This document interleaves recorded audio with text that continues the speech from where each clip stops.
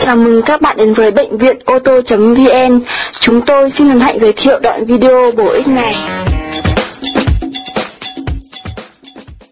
Now that the engine's out of the car, this is a good chance to take a look at its original functions and the original mounting points and features of it that were covered when we removed the vehicle.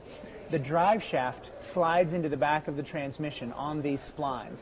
As the rear axle of a car goes up and down, the drive shaft has to essentially get longer and shorter. So it slides up and down on these splines. This style of transmission doesn't have a traditional external cooler where the lines come out of the transmission and up to the radiator. This is handled in a different way. If you're to remove an engine separately from the transmission, we would have undone these bolts here and left the transmission in the vehicle. But since we're replacing both with modern Chevy equipment, we brought the transmission out with the engine. This is the linkage that is used to force the transmission down a gear when you mash on the throttle.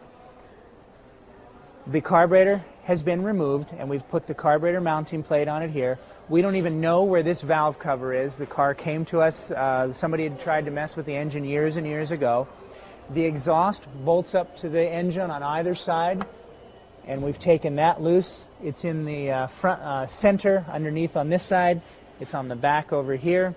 The distributor, likewise, was disassembled before we ever saw the car, so we haven't touched any of this. We just left the alternator on and the old power steering pump on. They're going to get discarded with this old motor. So we kind of left it as much intact as possible. The old power steering pump lines, the old fuel pump, they all stay on the motor because we don't need any of it for our new engine install. Cảm ơn các bạn đã theo dõi. Các bạn có thể tìm thấy thêm nhiều thông tin liên quan tại trang bệnh viện ô tô.vn. Xin chào và hẹn gặp lại.